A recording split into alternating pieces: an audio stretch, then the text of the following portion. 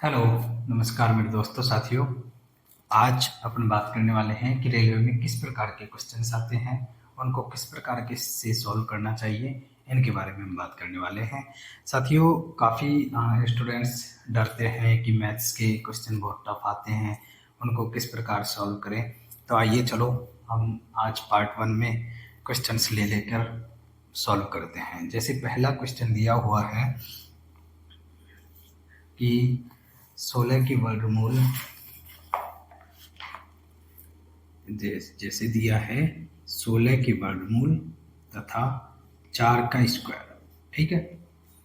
इसका मान क्या होगा, ठीक है। इसका मल्टीप्लिकेशन जैसे पूछ लिया, मल्टीप्लिकेशन पूछ लिया, सीधा सीधा 16 का अंडर रूट निकालें तो 16 का अंडर रूट क्या होगा 4, और 4 का स्क्वायर 16, तो क्या है मल्टीप्लिकेशन 64। इस प्रकार के क्वेश्चंस सीधे सीधे सवाल पूछे जाते हैं। तो इस प्रकार के क्वेश्चंस किस प्रकार सॉल्व करने चाहिए, ये चीज़ें ध्यान रखना। सेकंड दिया हुआ है जैसे under root of 1 minus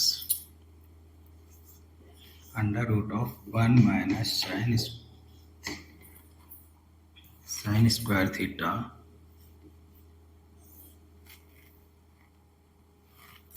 plus में 1 minus cos square theta,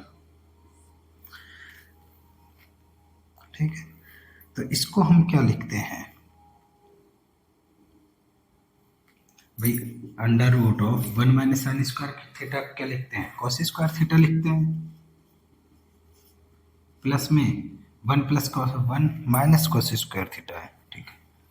1 minus cos square theta क्या लिखते हैं, साइन स्क्वायर थीटा, और दोनों का मान क्या होता है 1, और 1 का अंडर रूट भी क्या होता है 1 होता है। इस प्रकार के सीधे सीधे बिल्कुल सीधे क्वेश्चंस आते हैं। इनको सॉल्व करने में हमें डरना नहीं है, इनको आराम से आसानी से सवाल को पढ़ना है, समझना है, फिर उसका सॉल्यूशन करना है।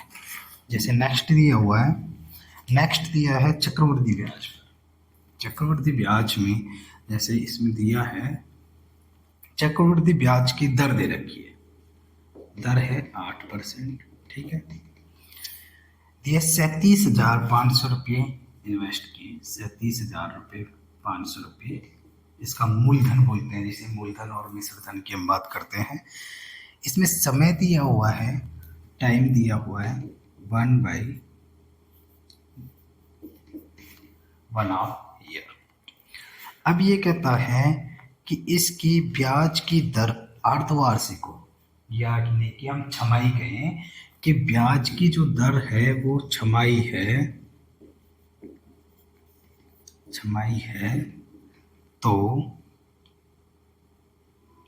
इसका चक्रवृद्धि ब्याज निकालिए या फिर मिश्रधन पूछ ले।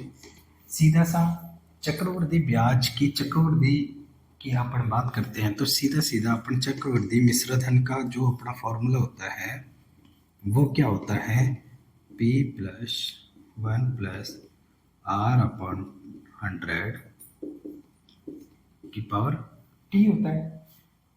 ये निकलता है अपना चक्रवृद्धि मिश्रधन। अब अपन बात कर रहा है छमाही दिया हुआ है, छमाही में हमेशा याद रखना जो अपनी दर होती है, दर को तो कर देते हैं R/2, यानी कि छमाही की जो दर आएगी R/2 यानी कि 4%, और जो समय है, समय क्या हो जाएगा डबल हो जाएगा, यानी कि 3 वर्ष। सीधा सीधा फॉर्मूले में अपन को पुटअप करना है और आंसर निकाल देना है। जैसे चक्रवृद्धि मिश्रधन का फॉर्मूला दिया है, इसी प्रकार यदि ब्याज की बात कर ले हम तो इस वजह से मूलधन को माइनस कर दो। देखते हैं, मूलधन अपना है 37,500, 1 + R क्या दिया हुआ है 4 आया, 4/100 की पावर T क्या है 3 है, -1 माइनस 37,500। बस इसको सॉल्व कर लो, आंसर क्लियर। इस प्रकार के सिंपल क्वेश्चंस आते हैं। ये अपन ने एक पेपर उठाया है, जिस पेपर में अपने मैथ्स रीजनिंग के जो प्रॉब्लम आई है उनको हम लेके चल रहे हैं। जैसे अब नेक्स्ट क्वेश्चन दिया हुआ है फोर्थ, इसमें दिया है कॉट ए 12/5 है, तो इसकी वैल्यू निकालनी है अपन को। Sign A plus cos A multiplies में कोसेक ए। सबसे पहले हमें पता होना चाहिए इसमें जब भी साइन कॉस के ट्रिग्नोमेट्री के जो भी क्वेश्चन आते हैं उसमें आपको पता होना चाहिए, ये छोटा सा फॉर्मूला पता होना चाहिए, लाल बटे कक्का। ये बात हो रही इसकी साइन थीटा की, बीच वाला हो गया कॉस थीटा और थर्ड हो गया टेन थीटा। क्योंकि जब अपन बात करते हैं कोसेक की, कोसेक थीटा क्या होता है, साइन थीटा का इन्वर्स होता है। इसी प्रकार सेक थीटा कॉस थीटा का इन्वर्स होता है और टेन थीटा का इन्वर्स क्या होता है, कोट थीटा होता है। साइन थीटा बराबर क्या होता है, लंब बटे कर्ण, एल बटे के यानी कि लंब, एल बराबर लंब, ए आधार और के कर्ण।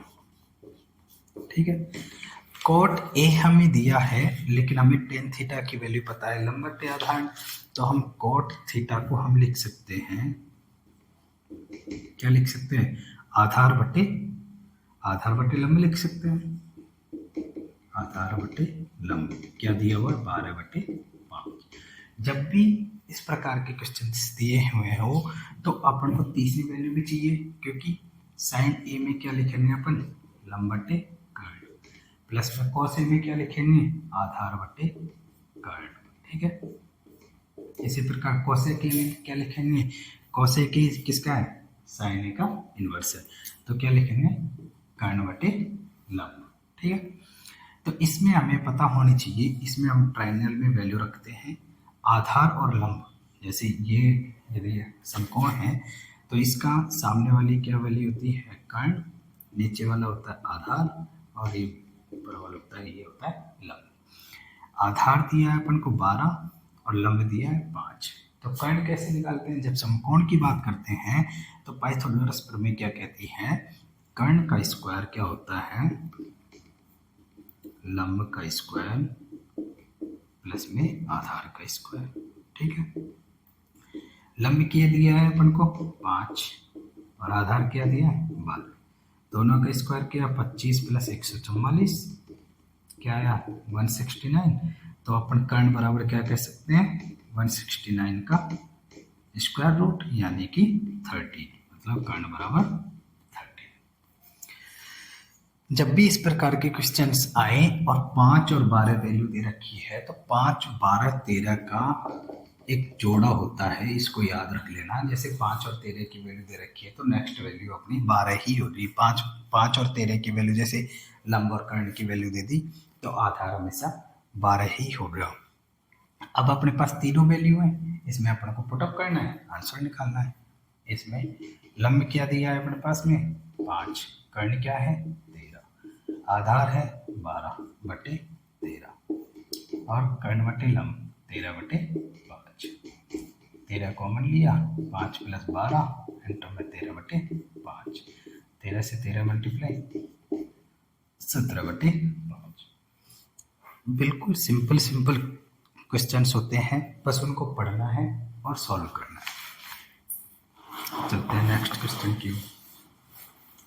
क्वेश्चन को डर के छोड़ना नहीं है कि ये क्वेश्चन मेरे से नहीं हो सकता या फिर मैं नहीं कर सकता, इस प्रकार के क्वेश्चंस आते ही नहीं है, बस थोड़ी सी बेसिक नॉलेज आपको होनी चाहिए। ठीक है, नेक्स्ट दिया हुआ है कि एक आदमी 25% की हानि पर एक मेज को 4200 रुपये में बेचता है। ठीक है, यदि वो अब कह रहा है कि 25% की हानि पर 4200 रुपये में बेचा, यानी कि विक्रय मूल्य हमें दिया हुआ है और क्या कह रहा है हानि, तो क्रय मूल्य क्या हो गया अपना, क्रय मूल्य अपन बोलेंगे 4200 इंटू हानि है तो 100 माइनस 25/100, ये आ गया अपने पास क्रेमुल। आगे क्या कह रहा है ये कि यदि उसे 25% लाभ कमाने के लिए, अब यदि ये क्रयमूल्य, क्रयमूल्य के अंदर यदि लाभ कमाना है मुझे, 25% लाभ कमाना है, तो इसको कितने में बेचूं? तो विक्रय मूल्य क्या हो जाएगा, 4200 इंटू 75/100। क्या कह रहा है, 25% लाभ कमाना है तो 125 इंटू 100। इनको सॉल्व कर दो, आंसर क्लियर। 25 पंजे 125, 25 चौका 100, ये जाएगा नहीं है।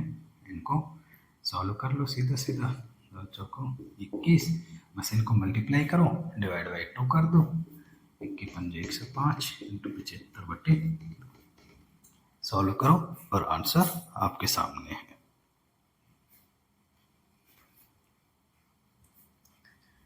सौ माइनस 25, 75/100, 125/100, ठीक है। 100 से 100 कैंसिल, 25 पंजे 125, 25 चौक 100, ठीक है। कितने, 42।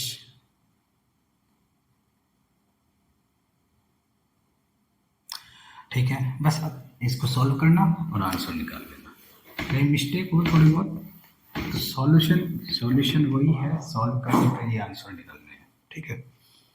बस या तो अपन फॉर्मूले किस प्रकार रखने हैं, किस प्रकार क्वेश्चंस को किया जाता है सॉल्व, उनके बारे में अपन बात कर रहे हैं। जैसे नेक्स्ट क्वेश्चन दिया हुआ है कि एक आदमी ने 360 रुपये में 360 रुपये में 144 संतरे खरीदे, ठीक है। 144 संतरे खरीदे। अब वो कह रहा है कि 10% के लाभ से बेच दिए, और इनको 10% लाभ से बेच दिए, ठीक है।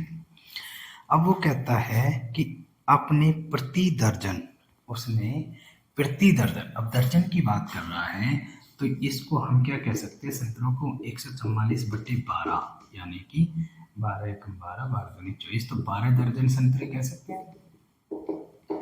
तो 12 दर्जन संतरे उसने कितने में खरीदे हैं, 360 रुपये में खरीदे। तो 360 में खरीदे हैं तो एक दर्जन संतरे के लिए अपन क्या बात करेंगे, 360/12 यानी कि 30 रुपये, यानी कि 30 रुपये में हमने एक दर्जन संतरे खरीदे हैं। अब ये कह रहा है कि 10% लाभ में बेच दिए। यदि 10% लाभ में बेचे हैं तो विक्रय मूल्य क्या होगा, क्रय मूल्य इंटू 10% लाभ है तो 110/100, सुन कैंसिल, क्या है, एक दर्जन का विक्रय मूल्य क्या आया, 33 रुपये। क्वेश्चन सिंपल ही आते हैं, बस उनको पढ़ना है, ढंग से पढ़ना है और फिर उनका सॉल्यूशन निकालना है। इस टाइम को आप यूटिलाइज कर लो और नौकरी आपकी पक्की है। तो इस टाइम को आप अच्छे से सॉल्व कर लो, अच्छे से देख लो। जैसे नेक्स्ट क्वेश्चन आया हुआ है कि एक डेका लीटर में कितने लीटर होते हैं, ठीक है। सीधा सा इनका याद रखो, deca, hecta, kilo, mega, giga, tera, यदि इस प्रकार आते हैं तो इनको याद रखो। ये 10 की पावर 1 होती है, 10 की पावर 2, इधर 10 की पावर 3, 10 की पावर 6, 10 की पावर 9 और 10 की पावर 12। इस प्रकार के क्वेश्चन आ जाते हैं। सीधा इनको याद रख लो। एक डेका लीटर की बात कर रहे हैं तो क्या हो जाएगा, 10 की पावर 1 यानी कि 10 लीटर। ऐसे यदि माइनस में बात हो जाए तो उसमें याद रख लो, डेसी, सेंटी, मिलीलीटर, माइक्रोमीटर जैसे होता है, milli, micro, nano, pico, femto etcetera. तो इसमें 10 की पावर -1, 10 की पावर -3, 10 की पावर -6, 10 की पावर -2, 10 की पावर -3, 10 की पावर -6, 10 की पावर -9, 10 की पावर -12, 10 की पावर -15। इतने याद कर लो, कहीं से भी कुछ भी पूछ लेता है, इनसे रिलेटेड कोई भी क्वेश्चन पूछ लिए जाते हैं। एग्जाम का, रेलवे का एग्जाम का पैटर्न सेम ही होता है, बस क्वेश्चंस में जो आगे हैं उनकी वैल्यू चेंज करके उन्हीं क्वेश्चंस को घुमा फिरा के पूछ लिया जाता है। तो इसलिए जो क्वेश्चन करवाए जा रहे हैं उन्हीं को आप अच्छे से पढ़ लें, अच्छे से देख लें, और आपका सॉल्यूशन हो जाना है, आपका सिलेक्शन पक्का हो जाना है। तो साथियों, अभी हमने ये 5-6 क्वेश्चंस किए हैं, इनसे रिलेटेड क्वेश्चंस करते रहें। बाकी अपन नेक्स्ट वीडियो में नेक्स्ट लेवल के क्वेश्चंस अपन लेकर आने आ रहे हैं। अभी के लिए अपन इस वीडियो को यहीं समाप्त करते हैं। नेक्स्ट वीडियो में और टॉपिक लेकर आएंगे। इससे आप करते रहें क्वेश्चंस। कोई प्रॉब्लम आती है या कोई क्वेश्चंस नहीं होते हैं तो आप मेरे को मैसेज करें और करते रहें, देखते रहें। अपन नेक्स्ट वीडियो में अपन इसी से रिलेटेड किस प्रकार के क्वेश्चंस आते हैं उनसे रिलेटेड अपन बात करेंगे। इसी के साथ जय हिंद, जय भारत, जय भारतीय रेल।